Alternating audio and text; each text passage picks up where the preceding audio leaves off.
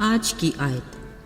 خداوند خدا فرماتا ہے، دیکھو وہ دن آتے ہیں کہ میں اس ملک میں قحط ڈالوں گا، نہ پانی کی پیاس نہ روٹی کا قحط، بلکہ خداوند کے کلام کے سننے کا قحط۔ آموس 8 باب 11 آیت۔ عزیزو، انسانی زندگی خوشی اور غمی سے عبارت ہے۔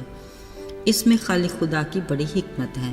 دیکھیں نا، اگر تو زندگی میں خوشی کا موسم ہی سدا بہار رہے تو کیا ایسا ممکن ہے کہ ہم خوشی دینے والے کو ہر وقت یاد رکھیں؟ نہیں نا۔ اس لیے غم کی گھنگھور گھٹاؤں کا زندگی میں آنا نہایت ضروری ہے۔ بلا شبہ ہماری فکر پریشانی کی بنیادی وجہ ہماری خوراک ہے، جو ہماری ضرورت بھی ہے۔ ظاہری بات ہے، دن بھر کے کام کاج کرنے کے لیے طاقت چاہیے، اور طاقت کے لیے اچھی غذا۔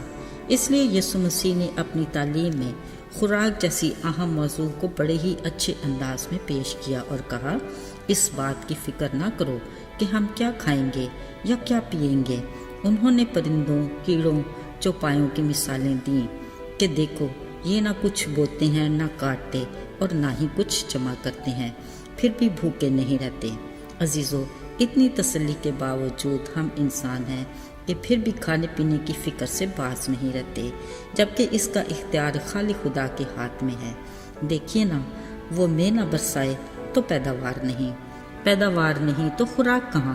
تو پھر خوراک کے بارے میں ہماری فکر کی کیا حیثیت رہ جاتی ہے؟ عزیزو، خوراک کے دستیاب نہ ہونے ہی کو کال یا قحط کے دن کہتے ہیں۔ پرانے عہد نامے میں کال کے دنوں کا ذکر ملتا ہے، جس میں قابل ذکر ایلیا نبی کے دور کے 3.5 سالوں کا قحط ہے، جو اسرائیل کے بادشاہ اخیاب کی سزا تھی۔ اس کے علاوہ ملک کنعان کا 7 برس کا کال بھی قابل ذکر ہے، مگر خدا کی طرف سے پہلے ہی اس کی آگاہی دی گئی تھی۔ یہی وہ وقت تھا کہ خدا نے اپنے بندہ یوسف کو ملک مصر میں سرفرازی دی۔ میرے عزیزو، ذرا سوچتے ہیں، اگر آج کے دور میں ایسا کال پڑ جائے تو یہ ہمارے لیے لمحہ فکریہ ہے۔ اگرچہ کال کی طرح کے چھوٹے موٹے جھٹکے تو آتے ہی رہتے ہیں، جس سے ہم سبق کم ہی سیکھتے ہیں، مگر اپنی تدبیروں سے اس آفت سے نبرد آزما ہونے کی کوشش بھی ضرور کرتے ہیں۔ مثلا کسی وقت یہ پتہ چل جائے کہ فلاں چیز اگلے 2 مہینے میں مارکیٹ میں دستیاب نہیں ہوگی، تو ہر کوئی اس کا ذخیرہ کرنے کی تگ و دو میں ہوگا۔ کچھ مذائقہ نہیں، ہر ذی شعور کو اس کا ادراک بھی ہونا چاہیے۔ ضرورت کے مطابق اپنے لیے ذخیرہ اندازی کا عمل عقل مندی کی دلیل ہے، جس کی تصدیق سلیمان بادشاہ نے اپنی حکمت کی کتاب امثال میں بھی کی اور کہا، آئے کاہل، چیونٹی کے پاس جا، اس کی روش پر غور کر اور دانشمند بن، جس کا نہ کوئی سردار، نہ ناظم اور نہ ہی کوئی حاکم ہے۔ وہ فصل کے کٹتے وقت اپنی خورش جمع کرتی ہے، اور گرمیوں کے موسم میں اسے خوراک کی کمی نہیں ہوتی۔ گویا وہ اچھے موسم میں بر وقت جمع شدہ ذخیرے کی بدولت اپنے گرمیوں کے ایک مشکل وقت میں بھی آسودہ رہتی ہے۔ عزیزو، چلیے، یہ تو ہو گیا کال کے دنوں میں کھانے پینے کی اشیاء کا ذخیرہ کرنا، جو عقل مندی کی دلیل ہے۔ مگر ساتھیوں، پرانے عہد نامے میں ہی ایک اور نہایت خوفناک کال کا ذکر بھی ملتا ہے، جو آموس نبی نے الہی تحریک سے ہمیں بتا دیا اور کہا، خداوند فرماتا ہے کہ میں اس ملک میں کال ڈالوں گا۔ یہ پانی کی پیاس اور روٹی کا قحط نہیں، بلکہ خداوند کے کلام سننے کا قحط ہے۔ تب لوگ سمندر سے سمندر تک اور شمال سے مشرق تک بھٹکتے پھریں گے اور کلام کی تلاش میں ادھر ادھر دوڑیں گے، لیکن کہیں نہ پائیں گے۔ عزیزو، قحط کے اس خبر کے بارے میں ہمیں کس قدر خدا کے شکر گزار ہونا چاہیے کہ اس نے ہمیں وقت سے پہلے ہی آگاہ کر دیا۔ یقیناً اب ہماری فکروں کے سارے دھارے اس قحط کی طرف ہونے چاہیے۔ سوچنا چاہیے کہ ہم خدا کے کلام کے قحط سے کس طرح بچ سکتے ہیں، اور ہم خدا کے کلام کا ذخیرہ کیسے کر سکتے ہیں۔ یاد رہے، داؤد نبی نے اپنے زبور میں تحریر کیا، میں نے تیرے کلام کو اپنے دل میں رکھ لیا ہے۔